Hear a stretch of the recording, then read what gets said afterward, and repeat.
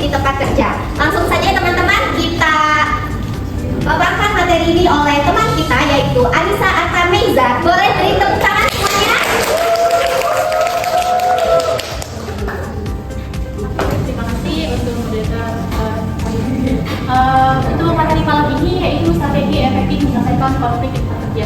Ini pasti relate banget dengan apa yang sedang kalian alami sekarang ya.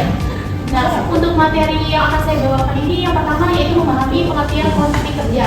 Yang kedua, mengidentifikasi penyebab konflik di tempat kerja.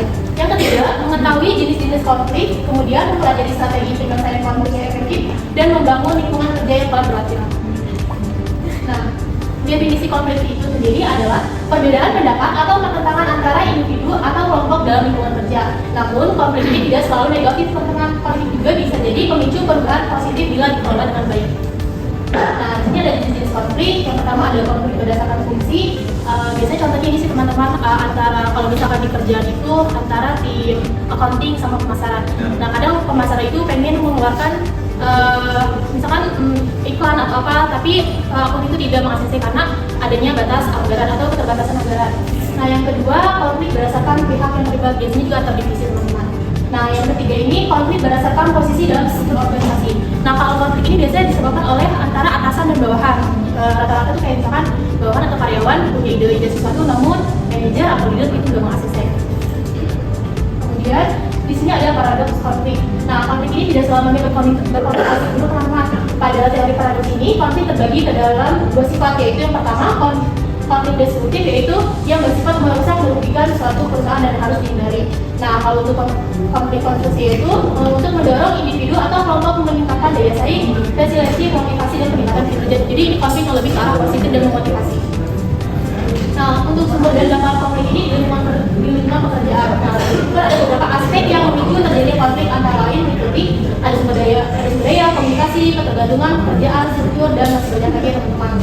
Kemudian ini juga sama dalam konflik dari konflik kerja ada yang negatif, yaitu salah satunya menurunnya produktivitas, kemudian terjadinya stres karyawan meningkat, lingkungan kerja tidak nyaman. Nah, untuk yang positifnya itu meningkatkan kreativitas, memunculkan solusi baru dan memperkuat komunikasi antar tim. Nah, di sini ada strategi pengelola konflik. Yang pertama itu ada yang namanya pemecahan masalah atau problem solving.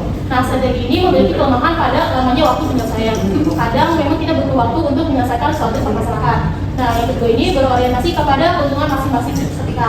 Kemudian di sini ada pemaksaan atau konflik, yaitu digunakan ketika terbatasnya waktu pengambilan keputusan dan membutuhkan legalitas kekuasaan dan wewenang tertentu untuk memperkuat argumen yang tidak terbangunkan.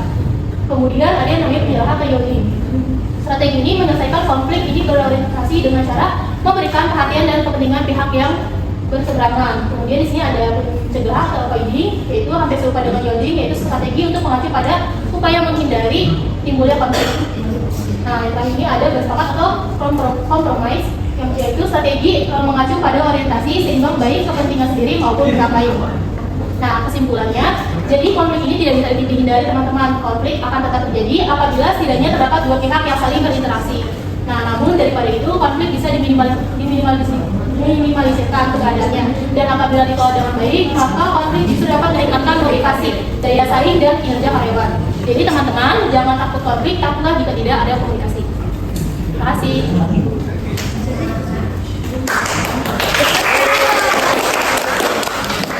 Baik teman-teman, mungkin ada yang ingin mau bertanya, boleh angkat tangan. Oh, boleh, Bapak Sofian? Satu orang. Oh, satu orang. Tidak Bapak yang angkat tangan. Satu orang saja. Ada yang mau bertanya? Boleh? Tadi Mas. Semuanya dong. Ada konflik di Tengah ya? Boleh nggak Bapak? Jadi kita kan katanya tadi kan bisa lepas dari konflik kan. Cara membedakan konflik yang destruktif sama yang konstruktif itu gimana? Soalnya kan kita tuh kayak nggak bisa membedain, kayak susah ada masalah yang konstruktif atau destruktif gitu. Jadi gimana cara bedainnya?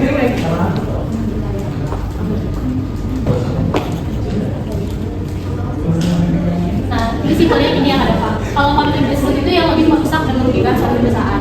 Jadi kayak ibaratnya itu bisa menimbulkan perpecahan atau kerjasama menghasilkan kerjasama antara tim. Nah, sebenarnya itu bisa jadi kalau konflik konstruktif itu dia lebih positif gitu. Karena dia meningkatkan daya saing konflik, tapi dia membutuhkan perusahaan. Misalnya Kak Dava ada perbedaan pendapat dengan Kak Tika, misalkan soal urusannya, itu kan sebenarnya konflik kan.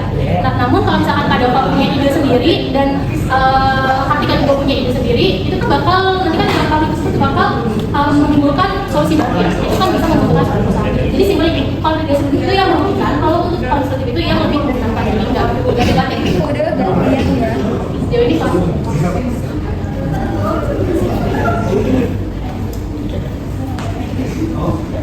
Baik teman